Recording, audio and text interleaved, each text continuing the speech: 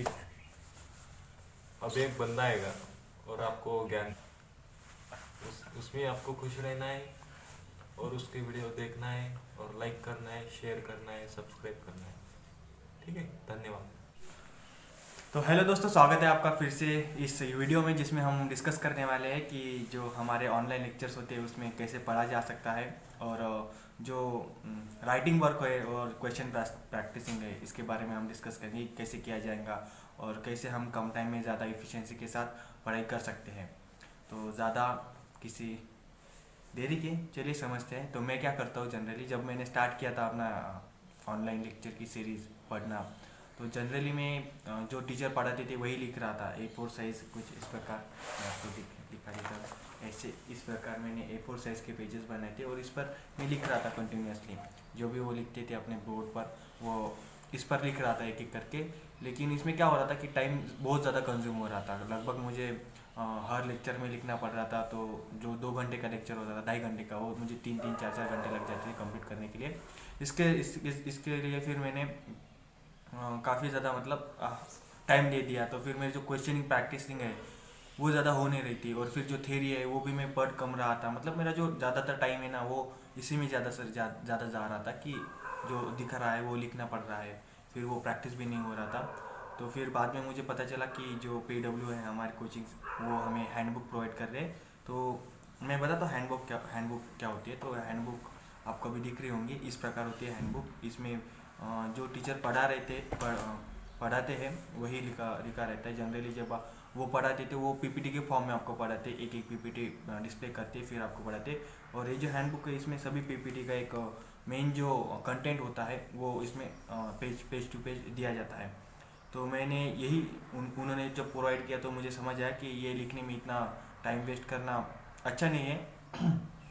तो फिर मैंने इसका डायरेक्ट प्रिंट आउट निकाल लिया। अब मैं जनरली क्या प्रेफर करता हूँ कि जो कंटेंट है, जो लेक्चर रहता है, वो मैं डायरेक्टली देख लेता हूँ जब भी लाइव होता है या फिर रिकॉर्डिंग फॉर्म में।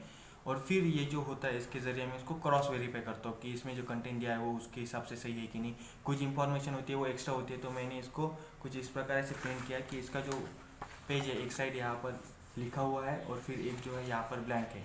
तो अगर इस पेज पर कुछ चालू है, ये जो इम्पोर्टेंट कंटेंट है, और कुछ यहाँ पर नहीं लिखा है जो सर ने बताया, तो फिर मैं वो यहाँ पर लिख लेता हूँ। तो इसके ज़रिए जो भी मैं ज़्यादा इसको टाइम दे रहा था वो मेरा यहाँ पर टाइम कंज्यूम हो जाता है। तो इस तरह से मैंने सभी के बनाए हैं। अभी हमारा इन्वायरमेंटल का हो चुका है कंप्लीट, और आगे जो है अभी ट्रांसपोर्टेशन का चालू है। तो शायद मेरे पास, हाँ, ट्रांसपोर्टेशन, तो ये मैंने ट्रांसपोर्टेशन की एक निकाल ली। इसमें सभी के सभी जो इंजीनियरिंग वर्क है वो दिया है, तो इसको भी मैंने वैसे ही प्रिंट आउट किया है। अभी मैं इसमें क्या करता हूँ जनरली वही कि यहाँ पर जो भी कंटेंट है सर पढ़ा रहे हैं वो देखता हूँ, क्रॉस वेरीफाई करता हूँ क्या है क्या नहीं। और यहाँ पर जो भी नया कॉन्सेप्ट बताते हैं या फिर जो मुझे डिफ़िकल्ट लगता है समझने में, यहाँ पर मैं अपनी जो मातृभाषा है मराठी उसमें लिख लेता हूँ।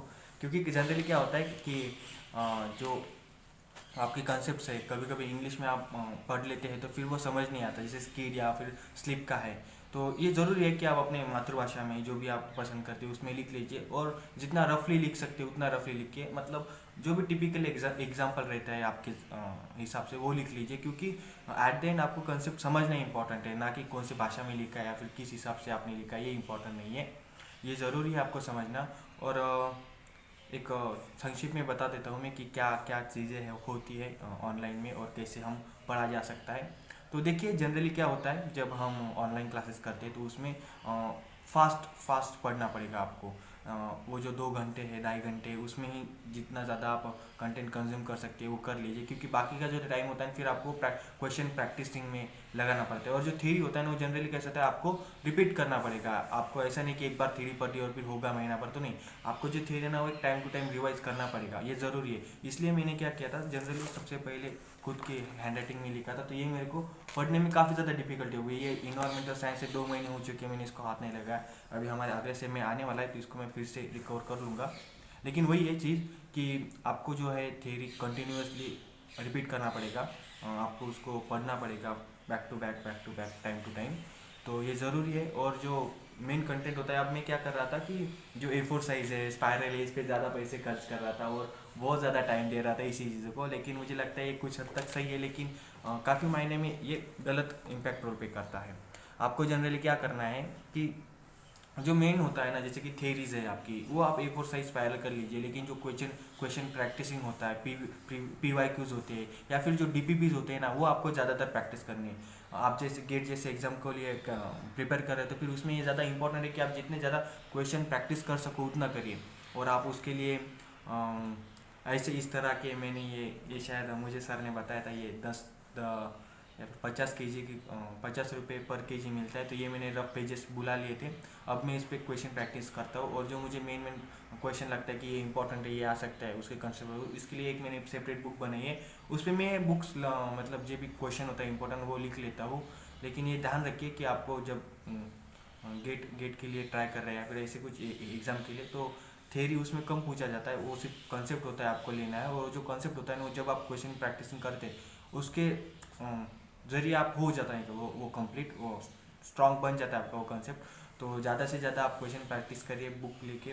और बुक कैसे भी चलेंगे, आप ऐसे दौड़ने की A4 साइज लिए रफ बुक ले लीजिए, या फिर अब तो मैं ऐसे रफ पेजेस पे ही कर लेता हूँ। कैलकुलेशन में ज़्यादा इम्प्रोवाइज़ करिए। जो थेरीज है वो आपको पढ़ते पढ़ते एक टाइम ऐसा आ जाएगा कि हो जाएगा। और एक है कि शॉर्ट्स नोट, आपको शॉर्ट नोट्स स्टार्टिंग से ही बनानी है, क्योंकि शॉर्ट्स नोट्स ऐसी चीज़ है कि आपको वो टाइम टू टाइम रिवाइज करना पड़ेगा। उसके ज़रिए आपका जो लगभग अभी मेरे जो पेजेस है, ये देखिए, ये मेरे इतने पेजेस है, तो अभी ये तो मैं इतना पढ़ नहीं सकूँगा क्वेश्चन के एग्ज़ाम के एक दिन पहले।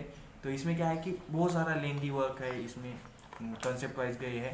तो जो शॉर्ट नोट्स है ये आपको काफ़ी ज़्यादा इंपॉर्टेंट रोल प्ले करेगा, तो उसको बनाइए धीरे धीरे। मैं भी आप एक छोटा सा बुक है मेरे पास, ये देखिए, आप देख सकते हैं इसमें। ये मैं छोटे छोटे से बुक पेजेस पे छोटे छोटे कंसेप्ट लिख के जो भी इंपॉर्टेंट होते हैं। और अभी एक मैं ऐसा बड़ा सा चार्ट बना लूँगा इस पर, और इस पर भी लिख लूँगा, और ये अपनी दीवार पे चिपका दूँगा, ताकि जो रिवाइज हो सके जितने जल्दी हो सके। ऐसे इस तरह के मैंने छोटी छोटी चिट्स बनाए हैं, आप पीछे देख सकते हैं। इसमें भी जब मैं यहाँ पर आईना है, तो यहाँ पर जब मैं आईने में देखता हूँ तो मुझे याद आता है कि ये भी देखना है। तो यही है, आप भी इस तरह के स्ट्रैटेजी फॉलो कर सकते हैं, और होप करता हूँ कि आप भी एक दिन अच्छा स्कोर ले आएंगे आपके गेट में। और इस वीडियो को अच्छा लगा है तो जो भी आपको पता है करना है, तो मिलते हैं अगले वीडियो में। ऐसे ही कुछ इंपॉर्टेंट डिस्कस करेंगे आपके साथ, और पढ़ते रहिए, और मिलेंगे अगली वीडियो में।